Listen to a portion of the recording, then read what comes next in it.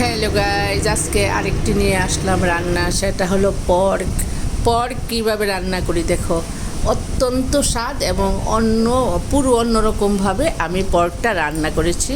পর্কটা তো ভালো করে ধুয়ে পরিষ্কার করে নিলাম, তারপরে পেঁয়াজ, নুন আর একটু সরিষার তেল দিয়ে ভালো করে মেখে একটু হলুদও দিয়েছি। একদম সাদা ছিল, এটা 50% তেল আর 50% ছিল মাংস।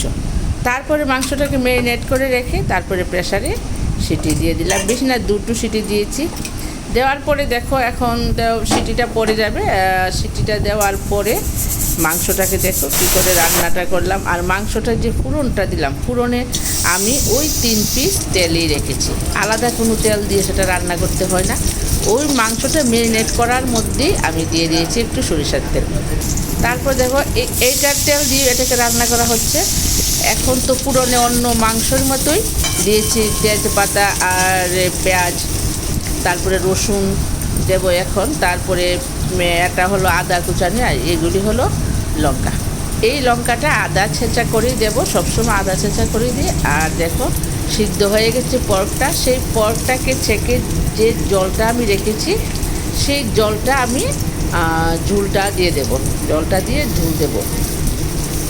খুব টেস্টি একটি রান্না হবে। তোমরা দেখো কীভাবে রান্নাটা করছি। মশলা তো আমরা যা মশলা দিই, পেঁয়াজ, হলুদের গুঁড়া, লঙ্কার গুঁড়া যা দিই, আর ধনিয়ার গুঁড়া, জিরার গুঁড়া সব কিছু দিয়ে, আর কাঁচা লঙ্কাগুলি ছেঁচে মাংস দেওয়া। খুব ভালো করে মশলাটা কষানো হচ্ছে। আর কি কালার এসছে দেখো মশলাটা। মশলা দেখলেই মনে হয় যে জিনিসটা যে রান্নাটা যে ভালো হবে। মশলায় কিন্তু বোঝা যায় কীরকম রান্না হবে।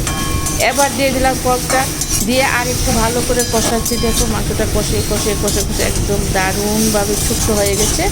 আর নুন তো আগেই দিয়েছি, আর একটুও দিব। সবসময় রান্না এরকম রান্না যারা করবে তারা রান্নাটা ঠিক নামানোর আগে একটু টেস্ট করে নেবে।